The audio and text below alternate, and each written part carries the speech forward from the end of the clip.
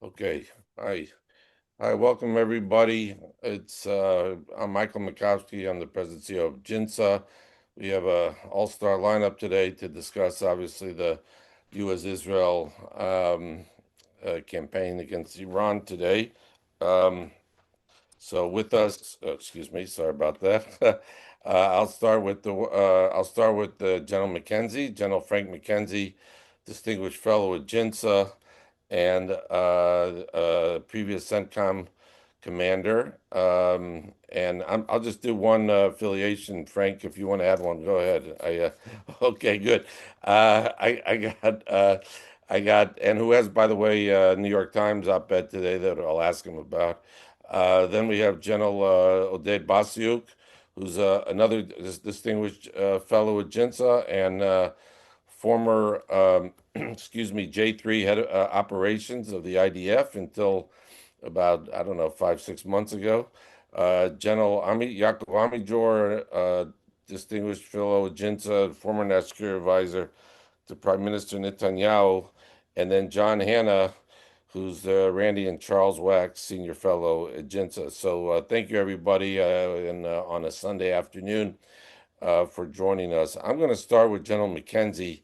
There's obviously a lot of questions we wanted to delve into, but let's say this was, first of all, an unusual. There's a lot we could talk about, and but let me just start with the broad, and then we'll go narrow. But this is an unusual campaign, and you should let me know if I'm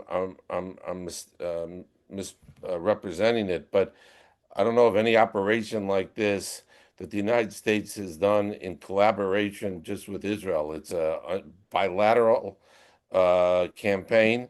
And it's not like even last June where it was Israel's campaign, America joined at the end. What does that first tell you about it before we get into all the operational details and the aims of what we're trying of the campaign? Hey, Mike. First of all, great to be here with everybody. I truly enjoy my association with GINSA. It means a lot to me, and I'm happy to have an opportunity to talk this afternoon. So, if I were going to draw it out to the broadest possible funnel and bring it down, I think all of this that we're seeing today in February, March 2026 is directly attributable to events that occurred in 2020 and 2021. And I'm going to cite three events. One you're all familiar with. I think the strike on Qasem Soleimani in January 2020 actually did a couple of things. For destabilized Iran in their planning and their execution in a way that they've never recovered from. They've never gotten the footing they had under Soleimani back. So I think it's an important thing and has led them to make some mistakes in execution planning that have hobbled them to their current state. So that's one. The other one is I think the Abraham Accord is very important because it opened the aperture for Israel to come into the region in a variety of different ways. And the third thing actually is 2021, but the work was done in 2020, and GINSA had a huge hand in that, was the movement of Israel from European Command to Central Command. And, to a lot of people, that's a bureaucratic thing, but in fact, it's not. It's a huge thing because what it allowed CENTCOM to do was to plan directly with Israel. It allowed the Israeli Chad to be exposed to other Chads in the region in meetings hosted by the CENTCOM commander. I hosted two of those myself at Sharm el Sheikh with Aviv Kahavi and Chads from across the region. And that actually set the architecture in place that brought us to today. The other thing I would tell you is all three of those decisions were linked to one guy, and that one guy was President Trump. And so that's why that sort of completes the loop to today. A lot of things have happened between 2020, 2021, and now, but the thread that pulls it forward is the personality of the President of the United States, who undertook those three things back in that time frame, and who actually undertook the operation that we're going to talk about in a little bit more detail today. So I think it's very important to begin with that, recognizing those things, but also recognizing the personality of the president that I argued in my piece in the New York Times earlier today that I think Iran exercised effective deterrence for really pushing 50 years against a succession of American presidents, both Republican and Democrat. And the only guy that ultimately they were not able to deter effectively was President Trump back in 2020 with Soleimani, and then more recently in a series of activities that you're all very familiar with. So I'll just sort of pause there. But I think that's for me at least, that's the narrative arc that brings us to the point we're at today.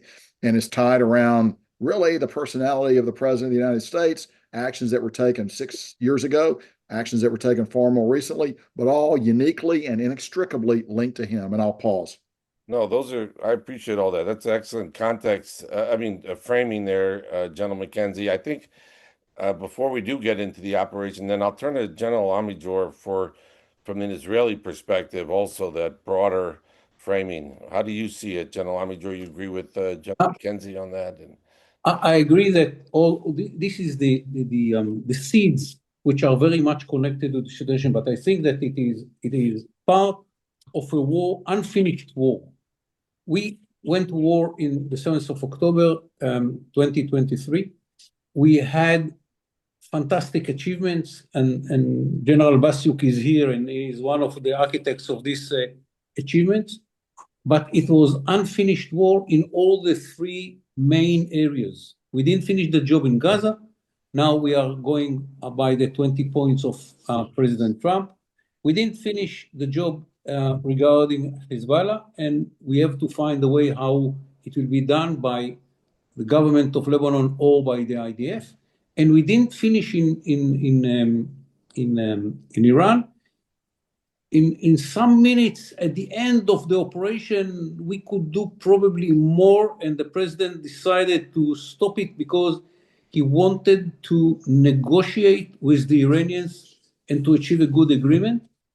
We are giving the Americans time in all the three areas, by the way. We don't push not in Gaza, not in Lebanon, and we didn't push in Iran. In Iran, it was a decision which was taken by the president when he saw the demonstrations outside in Tehran and other parts of Iran. He said, continue to do it. Go to the street. I'm coming to help you.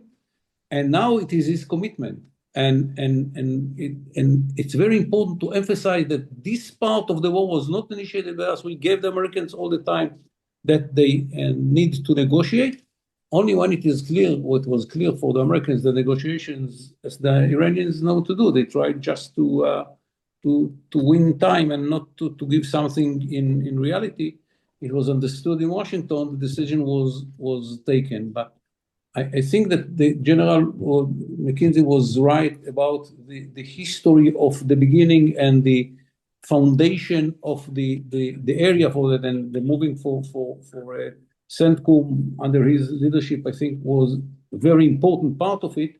But I think that what we see today is something different. It's about finishing the war, which was initiated by Hamas in the 7th of October. And it is the result of the success, which was, as I said, General Basyuk has a huge part in. By the way, I should note that General McKenzie was CENTCOM commander at the time of the killing of Soleimani, obviously heavily involved in that. So obviously kudos on all that, of course, General McKenzie. Let me ask one follow-up, General Amidjor, and then I'll turn to General Basyuk, is just on this question of to see the two countries really as partners. To me, it's a very interesting moment. I mean, you have the British, my favorite, Winston Churchill always talked about the special relationship between America and the UK. But I think if he was alive today, I feel very confident saying, based on all my work on him, he'd be pretty appalled. You got the British come on the sidelines. The special relationship seems to be right now is Israel and the United States, at least on the military side of things. I mean, it's an interesting moment, don't you think, between these two countries? I think it's more than just good relations. Yeah. Technically, it's links and decisions and procedures and so on and so forth. The trust between the two sides. Yeah. I think this is something that you cannot order, and it's not by the procedures that you do. It is much more than that. It's the trust between the commanders and between the pilots. You know that in your left side, there is someone that you can trust, that someone which make the plan is someone that you can trust in spite, and all that is something that is achievable only if both sides feel very open towards each other, and no one is trying to make any tricks. And I think it's a very important moment for us as Israelis, which never fought side by side with any other military forces. Here, it is something from our point of view, unlike the Americans, you have a lot of experience about that. For us, it's a unique experience, very important, and at the end, it's the trust that succeeded the young generation. I mean, I'm the oldest one, to begin it succeeded to build. Okay, let me turn. All right, let's talk. Thank you. Let me start talking about the operation, and then and I'll get to John also in a minute after that. I want to, General Basiuk, do you see, again, just broadly, do you see the two countries?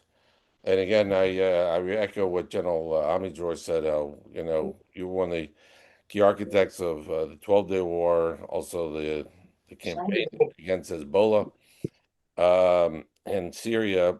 Do you see the two countries having the same interests in this collaboration, the same objectives as we're at day two of this, basically? I would say that, first of all, we're seeing a true alliance, which is very different than what the United States got with other countries. This is a true alliance in which other countries, which are not the United States, are willing to pay the prices to put their money where their mouth is and actually do something, which is very different than a lot of others. And there's good coordination, I would say excellent. And General McKenzie is completely right that this wouldn't have happened, couldn't have happened without us joining to the AOR of CENTCOM. This was a crucial issue in this, a crucial component. And I would say another thing before answering directly to your question. I think what was learned in 2023, before October 7th, and definitely within the lesson learned from October 7th, is that there is a big price for deciding not to decide. And for over a decade, all of us, in a way, decided not to do anything with the Iranian problem for actual doing. And there's a price for that, because you think you're delaying the problem and maybe sometimes this will get a solution somehow, but it doesn't.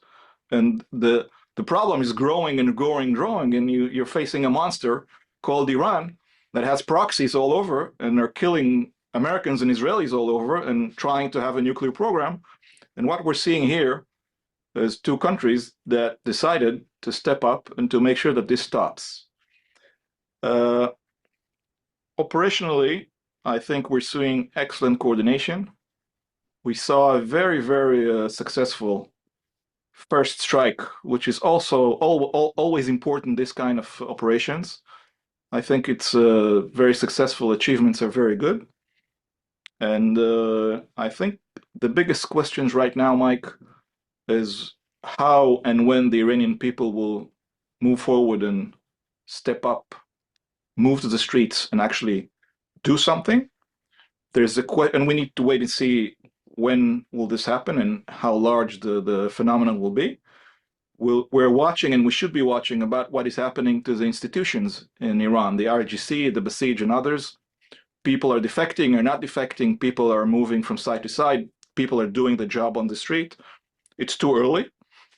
There's a lot yet to be done after this first strike, and we're seeing what is happening today. And again, this is just the second day. We need to be patient here. We're far away from ending this. And there are many routes that can be taken, but the end is still far. And of course, there's the question of who can replace this regime. A lot of options. We can discuss this later. Of a lot of options of what can happen, may happen, and what are people aiming for. And we'll just have to wait and see. Okay, John, let me get on this, because we've been, Jinsa, for many years, we pushed for a regime collapse. At least I have a strategy towards Iran, and no president has embraced that, really, it seems to me, until Friday.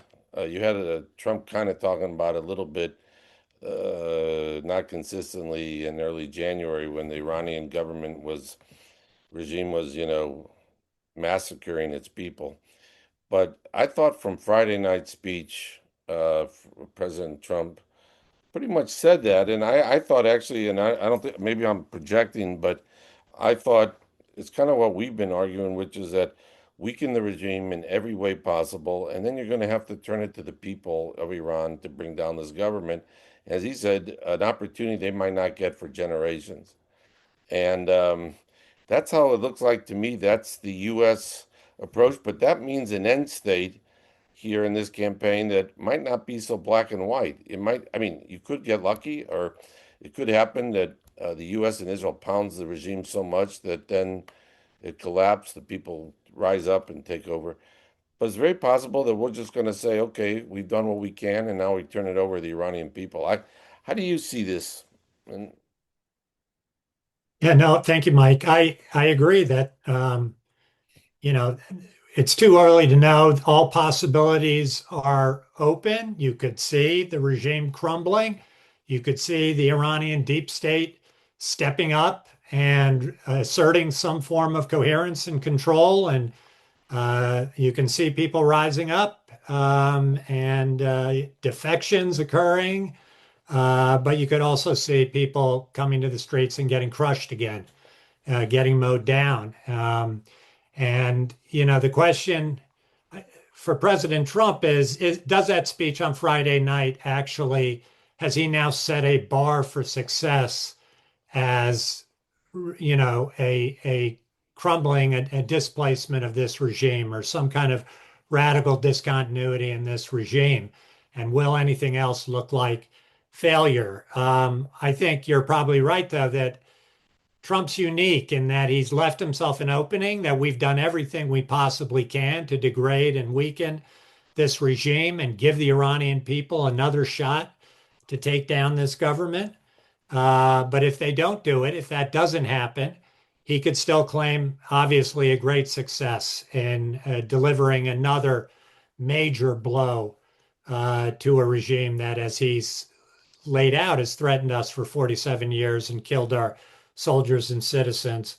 So Trump has a unique capability to argue different sides of the question and claim success every time, no matter what the outcome. So whether or not another leader could do that, having given the speech he gave on Friday night and kind of setting that as a potential mark and expectation, I don't know. But I think, Trump still left himself a lot of maneuvering room and putting this responsibility on the Iranian people. yeah. By the way, General McKenzie, do you see it that the same way? So, Mike, actually, I do. And as I talked a little bit on Face of the Nation today about end states. And if first of all, I think it's too early to talk. Well, we need to think about end states, but we shouldn't think about off ramps. What we need to do right now is we need to continue to punish the opponent. We need to enforce our will here. It's too early to start searching for an off ramp, as we often do. The day hostilities begin is not the day to start looking for an off ramp. We need to continue this, and we need to continue it for several days. But yes, we need to have an end state in mind. So at least as I look at it, I can see two separate conditions that obtain. Here's condition one. Somehow you get regime change. You get something materially different. That looks to me, from all my years of study of Iran, and I've said this publicly in many forums, that looks very difficult to achieve, because the regime has systematically murdered and killed any possible person who can emerge internally to be a candidate for something like this, or any group. And those groups that do exist are suppressed, they're scattered, they have little cohesion. Okay, right. And so that's a problem. And the external groups, they don't appear to be, they may be attractive to us, and they often are in the United States, but merely because someone is well dressed in the United States doesn't mean they're going to be effective in Tehran to go exercise a leadership role. So it's hard for me to see that. However, the other thing I think about when I talk about this is we have been consistently wrong and weighing and understand how totalitarian regimes collapse under pressure. We missed Syria completely. And really, in a way to think of it is how Ernest Hemingway described going bankrupt. How did I go bankrupt? Well, gradually and then suddenly. Yeah, and so this could be a nonlinear event. I would like to see that happen. Lord, I'd like to see that happen. I think it's the less likely occurrence. The other alternative is you're going to get some successor to this guy who's going to be at least as far to the right, have many of the same views. And then I think you have to compel them with a narrower band of concessions. But I would say the nuclear file, I would say the ballistic missiles. I always say recognition of the state of Israel, not going to get it out of these guys, but you can get something out of them.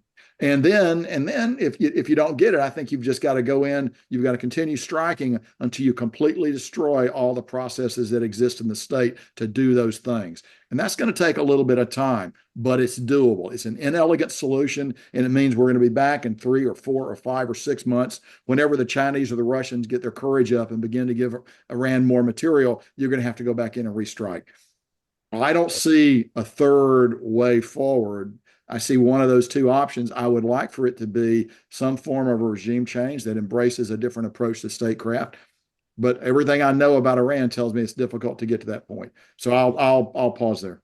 General Amidjor, you want to get in on this, please? Yeah, I agree with General McKenzie's description of these are the main options. But, and there is a big but, it's a new people of the same regime, but new people. I don't know how they will react to the success of of what is succeeded to do with the leadership of the regime. If it is Khamenei, General McKenzie is totally right. This stubborn guy would not make any concessions. But here we have a different situation. They will have to pick people from the same system, but totally different. And very few of them had been in a position to make decisions in the past.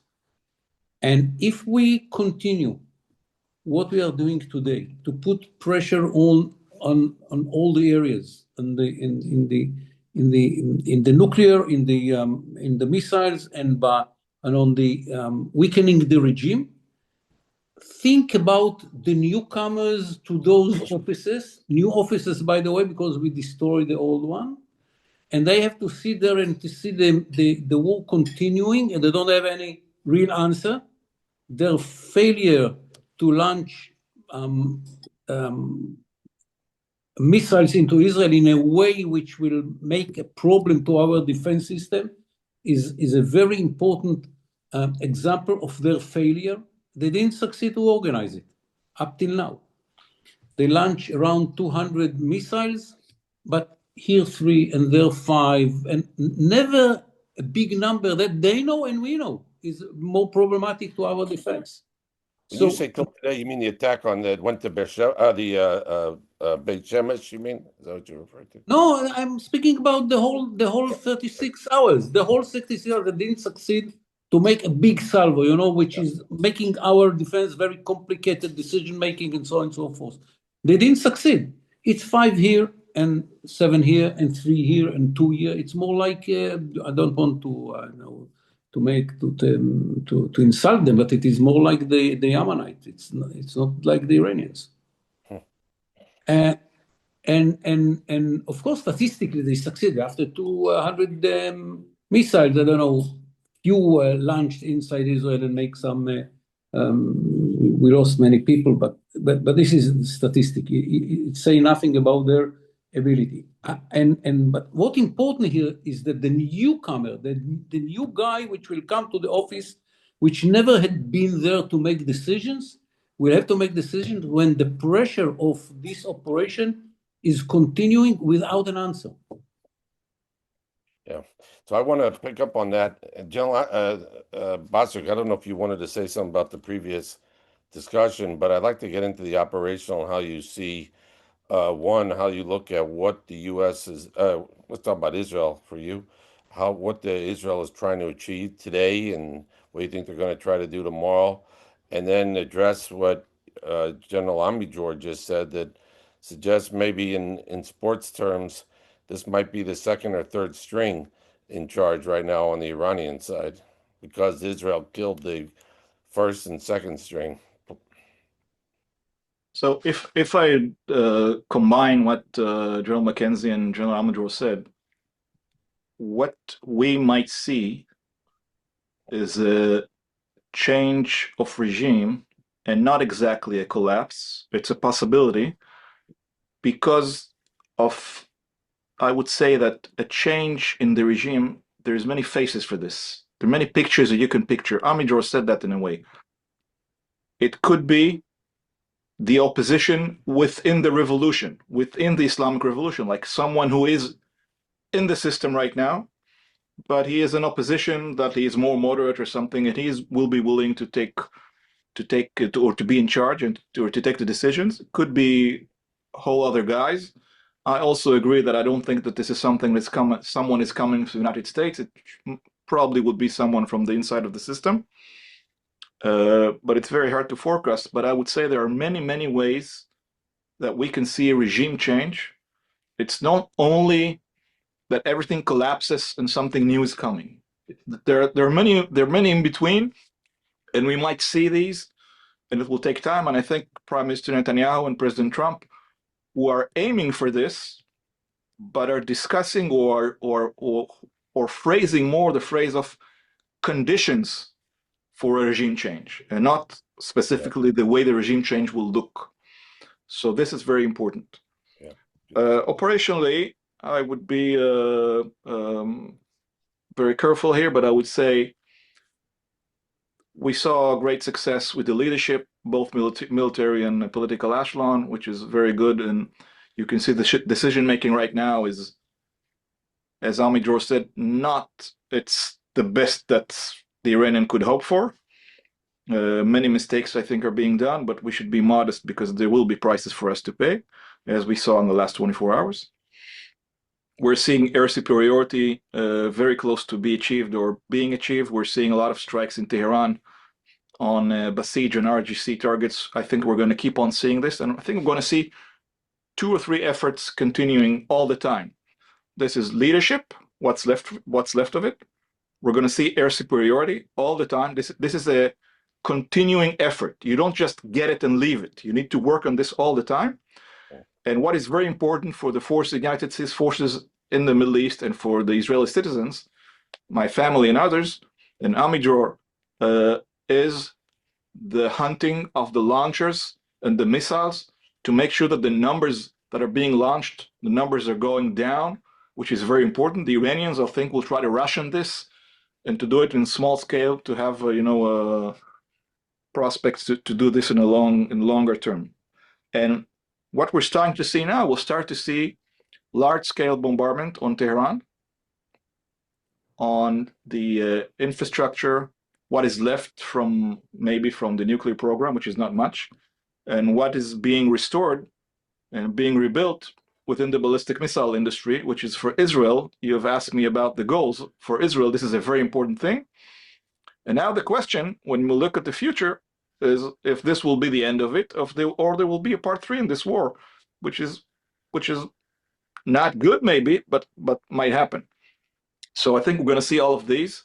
Again, 3 efforts continuing all the time, and then some others changing, and the pressure on Tehran and on the regime in Tehran will be very high. We are going to see also, and we are seeing, strikes on regime internal security forces, command and control, and others. It's not a matter of how many people you're killing, because there are many Basij and IRGC guys. It's numerous numbers, but you can take the command and control centers and others, and I think we're seeing that right now. And we'll have to see how this plays along. And also some other efforts that I think it would be the best not to say right now. Okay. John, before I get to you, I want to just go to General McKenzie, if he could address what General Basiuk. May I add one remark? I think that you have to take care for the fact that the Iranians are bombing not only Israel.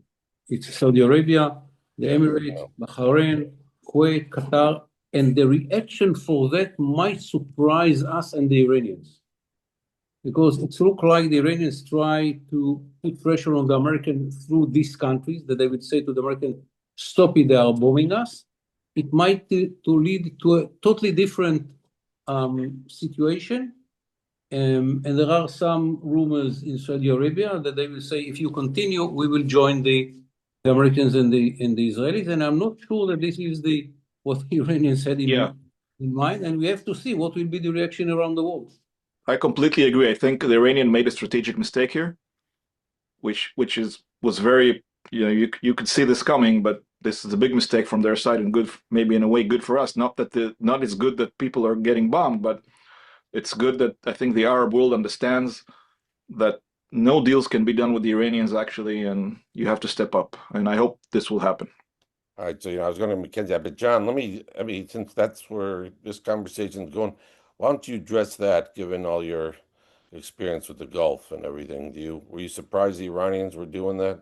I And guess I wasn't. I know a lot of people say they're surprised what a big strategic mistake it was, and maybe it'll prove that way. Maybe it'll solidify this coalition of Gulf states and other Arab states that were on the fence before this, and many of them looking to avoid any involvement in this conflict. And maybe these attacks get them into the fight. And as far as the Saudis and Emiratis are concerned, at least they have some capability, particularly in air power, that they could contribute.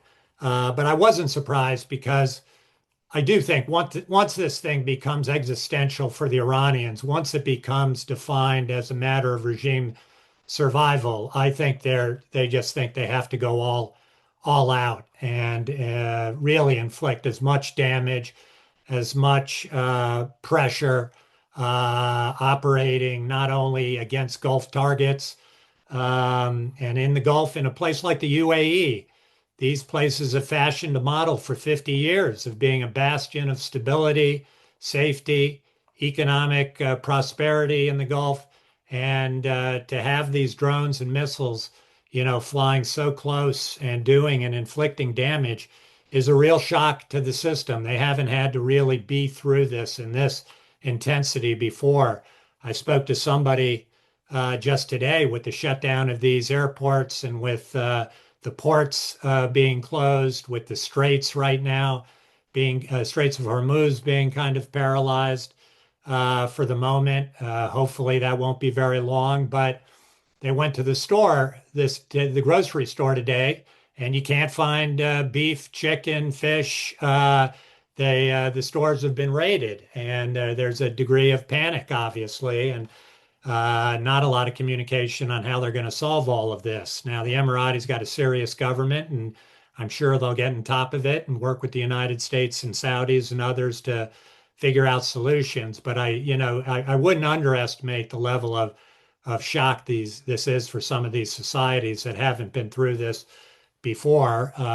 Their defenses do seem to be operating reasonably well, but obviously the statistics inevitably result in some of these getting through and doing damage in a way that these populations aren't as accustomed to and hardened to as the Israelis are. So it's really a matter for the Iranians of how long can they sustain this? Can they outlast the ability of the Americans and Israelis to really cripple not only the medium range missiles and launchers capable of striking Israel, but doing that same kind of damage fairly quickly to the short range capability and their ability to launch. Obviously, destroying the Navy is a huge issue. That seems to have started. And at some point in time, if they do attempt to and succeed in mining the Gulf or sinking some additional ships of probably the American Navy and maybe some others, trying to make sure that they can open that up. What the impact on global oil prices and stock markets will be, we'll all see tomorrow. But I guess I'm not surprised that the Iranians have opted for an option of trying to inflict real damage, build real pressure on the president to see whether or not he's got the breath to last as long as he may need to last here for a week, 2 weeks, whatever it takes to do to get the job done here, or whether, as with the Iranians saw with the Houthis earlier last year, that the president finally gets fed up when things don't result in some kind of conclusive success and victory, and he decides to look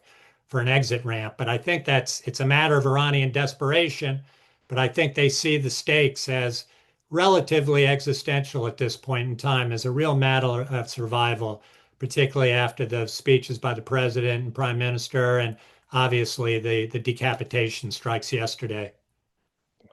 All right, John McKenzie, why don't we get you in on this? There are two issues. One is what you want to address what John just said, but also you were laughing at what you were talking about, some of the mistakes you saw from the Iranians, or there when General Basu was suggesting that some mistakes. So I appreciate if you could address both of those issues. Thanks. Sure. So let me begin by just talking about the Iranian decision to strike UAE and Saudi. I think that's the equivalent of Hitler's declaration of war on the United States after Pearl Harbor. It's an unforced error. Hitler never should have done that. It was a terrible mistake. We would have had problems as a nation negotiating what to do next after that attack, but he made it a lot easier. And I think we may see that path develop as a result of this.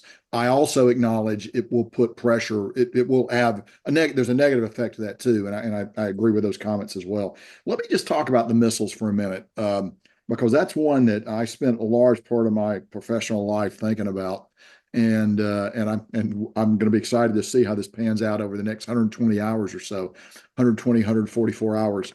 What we're seeing, and I'm talking mainly about the U.S. right now, is, and there's not much really not much in detail I can talk about, but what you're going to see over these next few days is the calculus will be, can we reduce the Iranian ability to generate volleys of missiles to a degree where they will remain disconnected and disaggregated and not able to overwhelm our systems.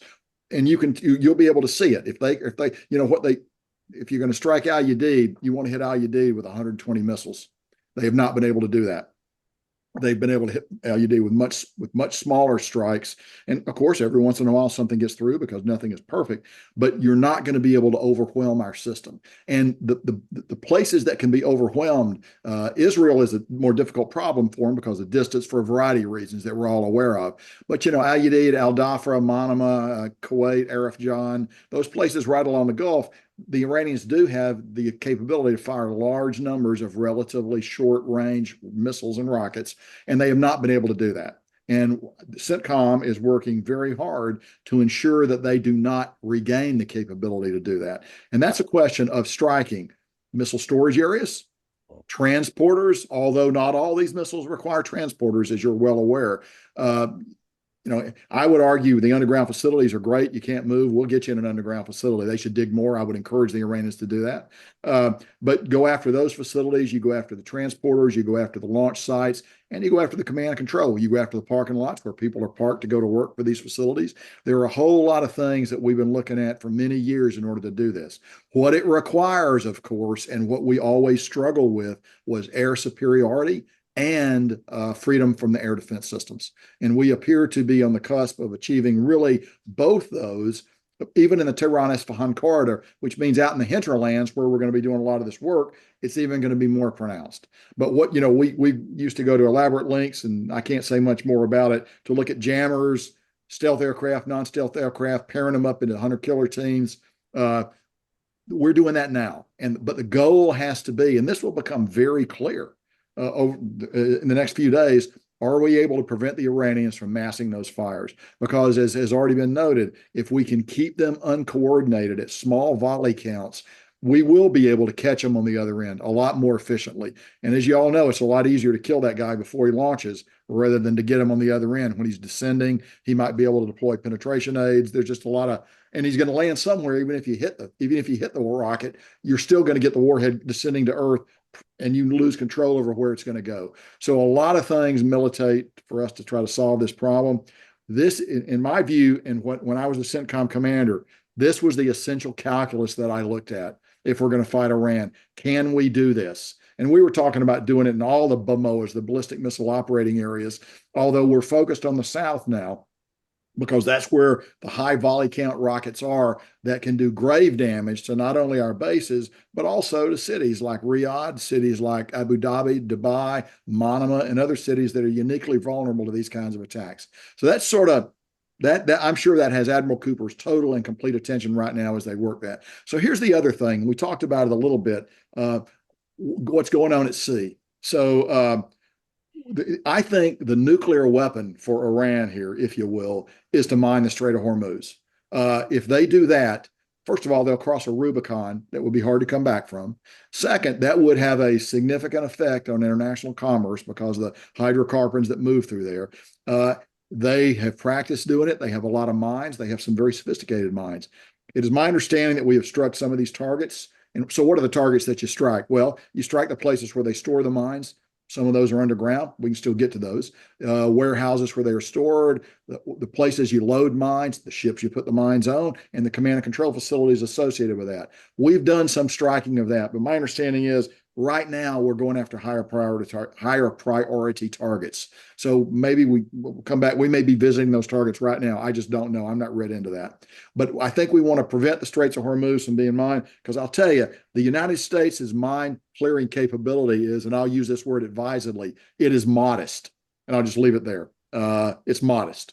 We can get it clean, we can get it cleared, and we will, but it will not be an easy process. And again, remember, like in the Bab el Mandeb, who makes the decision on where their ships go through? It's not a government, it's international insurance companies that make the decision on whether or not those ships are going to be allowed to go through. So you got to prove it, and prove it to a very high standard. And the United States Navy learned all these lessons many years ago and has forgotten them.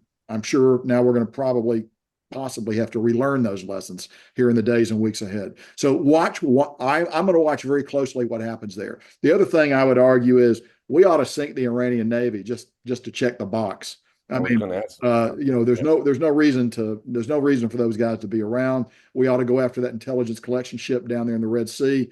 I dreamed of that when I was a CENTCOM commander. I dreamed of it, and then, as some of you in the room may know, some other party actually damaged it, and it had to go home. It wasn't us, but some other interested party, probably not the Germans that damaged it, and it had to go home. But they've got another one down there now. We ought to just wrap that up as a matter of course. And I'm sure we'll get to that in the fullness of time. But so I'm looking right now at that. And the last thing I'll say before I get off the topic is leadership targets, absolutely continue to strike those. The three-pronged approach that's been previously described, I can't improve on that discussion. I'm sure we're coordinating closely with our partners in Israel about how those targets are going to be serviced, how they're going to be addressed. But what I look at is I look at the missile count. I look at the Iranian ability to do that. And I do agree. I think a lot of, what passes for elite command and control in Iran's gone. Now you got lower level guys. And somebody sent me a clip from somebody in Iran who said they have decentralized command and control of these forces out to the regions so that local commanders are making decisions. If so, that would be good and bad.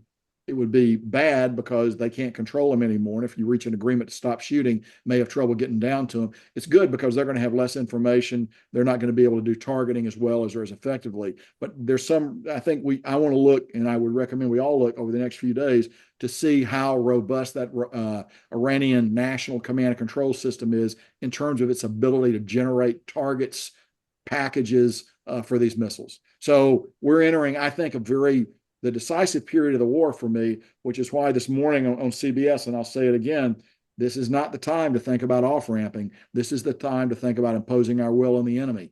And that means continuing to strike and to strike very hard. And I'll pause. Well, a lot was in there, General McKenzie. Before I turn to General Amidjor, let me just ask you one follow-up, and maybe it's too sensitive to talk about, but do you have concerns? Does the United States, I'll just ask about the U.S. for you, feel comfortable that we have enough interceptors, enough what we need in the region for, I don't know, to do what we need to do? Well, when I was the CENTCOM commander, I was never satisfied because I wanted them all. Yeah. And it's not my problem. It's not my problem to make global decisions for the United States about where those interceptors go.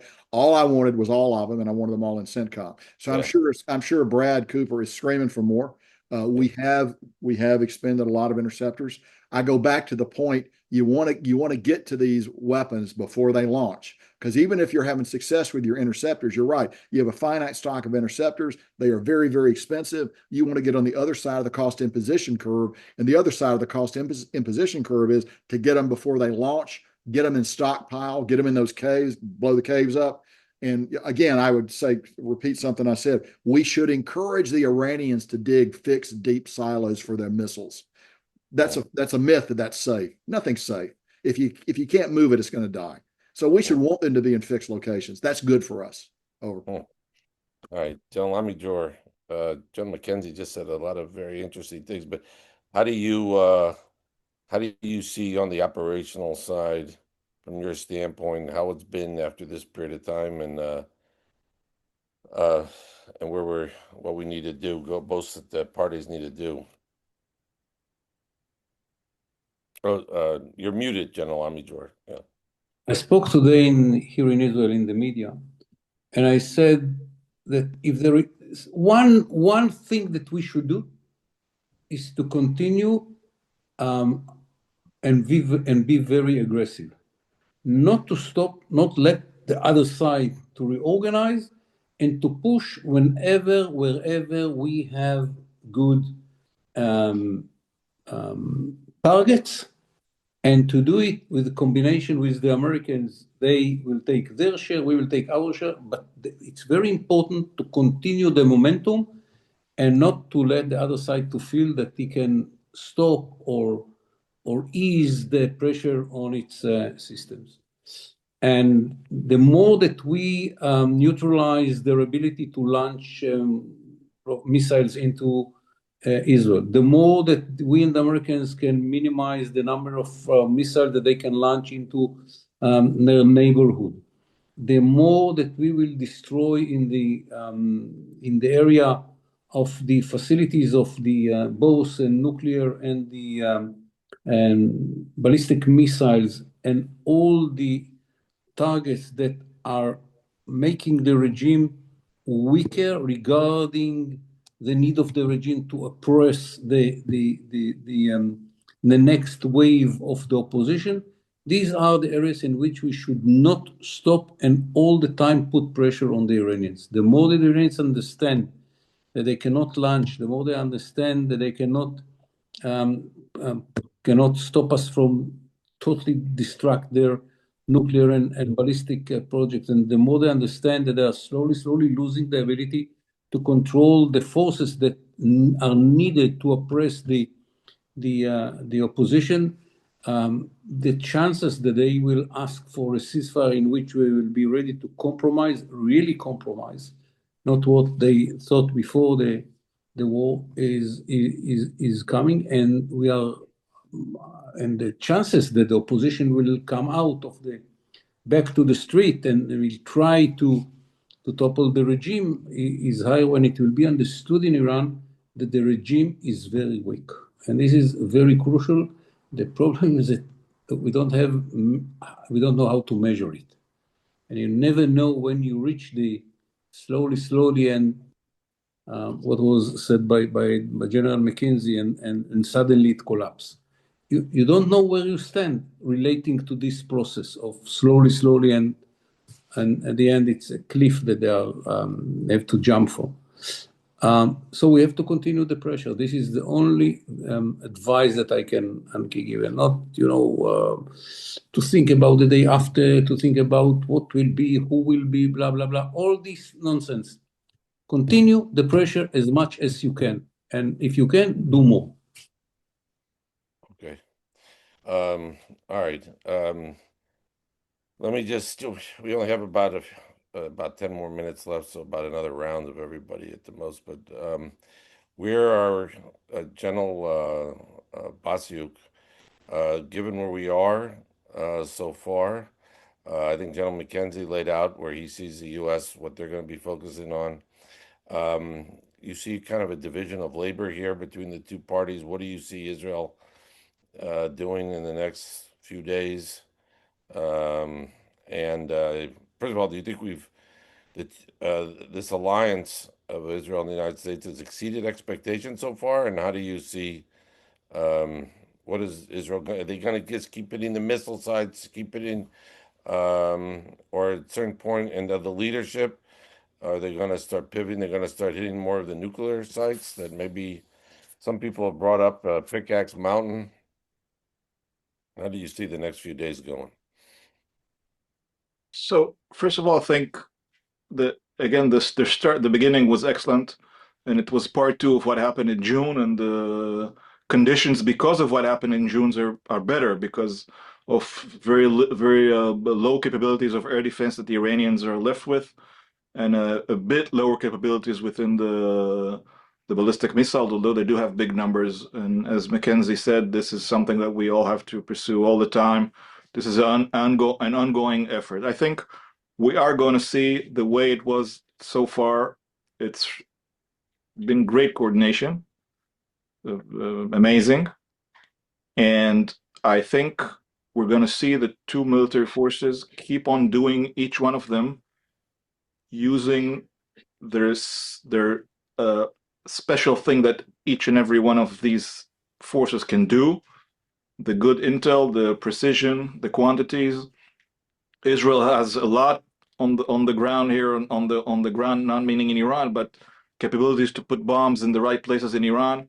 We're seeing the amount of force that the United States brought to the arena, and I think this is going in the right way. I think, as I said, we're going to see all the routes of striking the families of targets and the right way of targeting. And again, the issue of the missiles is very important. The next important thing is how to pressure the regime for this change or for this collapse, and how to build this pressure and to help the Iranian people go out. I would say this: we would have to think that this operation is well planned, and not only the first 2 days. It's planned for longer, at least a couple of days forward, including the issues which are not only targeting. There are other stuff being planned, and I'm sure I can assess, and a lot of things are going to happen, and we just need to keep on doing this pressure together. It's well aligned, and I think we're in the right direction. And Let me ask you. completely agree that to discuss how will this end is too soon. Yeah. We just need to make sure that we're going in the right path. Are there a couple things you see differently compared to the 12-day war that Israel is doing? For instance, maybe I missed this, but Israel really did the max they could with these refueling tankers, the old refueling tankers they had in June. But we saw U.S. refueling tankers parked in Tel Aviv. I think it was in Ben Gurion Airport. I think, if I'm not mistaken. Are the United States helping Israel refuel? Are there certain operational changes like that you're seeing, or not? I think we're seeing many changes. I will not elaborate, but I think we're seeing a lot of changes, and I think we're seeing a lot of achievements because the forces are being aligned, combined, and doing this in a way of a joint leadership between militaries charge and between Benjamin Netanyahu, the prime minister, and the President Trump. And we're seeing this well aligned, and the alignment gets you better military and operational results. And this is a very important thing. What we're seeing here, I would say this: I am not sure that one of the two countries, although no doubt that the United States is the big bear here, but without the combination between the two countries and two militaries, I don't think we could have seen this kind of success at this period of time.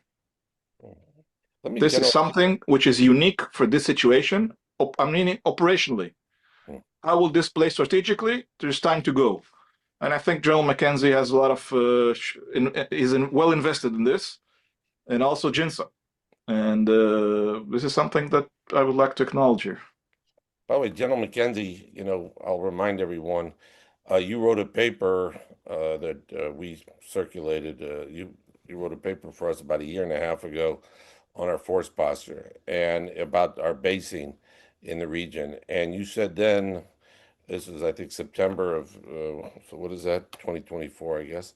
And you said, El Udeid and some of these bases, they're kind of anachronisms in the sense that we had these bases with the Cold War, but if the next conflict was with Iran, as expected, these bases are too close and we should have bases farther away. And one of the suggestions you had is that we have a base in Israel or make more use of a base in Israel. And indeed, and JINSA actually put out something in the fall because of that recommendation of yours.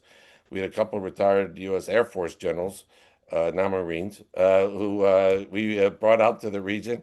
and they recommended utilizing Ovda, this base in near Eilat in the south. And indeed, that we saw F-22s move there. How does that, you think? Seems to me what you laid out a year and a half ago turned out to be obviously very prescient.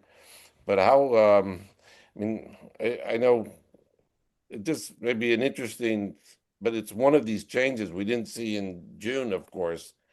But this utilization of Israel, moving the refueling tankers, having F-22s in Israel, it's a change for the United States, and it's actually what you had recommended. Well, thanks, Mike. It is a change for the United States, but those bases on the southern edge of the Gulf, they're just not tenable. Yeah. You have to go to heroic lengths to protect them. We're seeing that now. You can't do, they're down to cadre or sub-cadre level right now. You're not going to be able to sustain them for the long haul. And yes, so I think very much you got to look going to Israel. You got to look at going west and Saudi. There are a variety of places you need to look at going if you're going to get into a sustained fight with Iran. Although I would argue we're in a pretty good place. I'm satisfied with where we are right now. There are going to be some dark days ahead because that's the nature of warfare. But I would rather. I think we're in a pretty good place, and I acknowledge the unique relationship with Israel that we've achieved here is what has allowed us to be as effective as we have been. And I don't think we'd be anywhere near where we are without that unique relationship. And I think it's going to continue. And it's going to be tested because the Iranians, they're smart. They'll come up with they'll throw a couple of curveballs out there. But, we have a few curveballs ourselves to throw that are not yet exposed. And so that, so I feel pretty confident about where we are right now. All right, John, you want any concluding comments? No, just obviously stomp that point that this is, another huge leap forward in the U.S.-Israel strategic relationship. This level of coordination and integration is obviously is critical in this current conflict, but I think it's got long-term implications as well that we all need to get together and think through really seriously. How do we take advantage of this? How do we build it? How do we consolidate it? And how do we get these Arabs fully on board to be part of this larger system that we could create for a new security architecture in the Middle East? They've seen what sitting on the fence can bring you ultimately in a conflict with an adversary like the Iranians. You're a target anyway. You're going to be hit anyway. So why not do the work in advance and be part of this larger regional security picture that I think the United States and Israel are fully open to building? It's interesting, John. It seems to me, we've heard, those of us who follow this and certainly follow Israel and the United States so much, Israel's become a much more, I don't know what, a controversial issue in American politics on the left, on the right. But between the two militaries, I mean, just listening to General Basyuk and General McKenzie speak, for example. I mean, I've never seen any more closer, sense of collaboration, trust. As General Amidjor said, that, I've never heard anything like it. I mean, such an amazing, seamless collaboration like we're seeing in this campaign. Yeah. Okay, General Amidjor, you have the last word.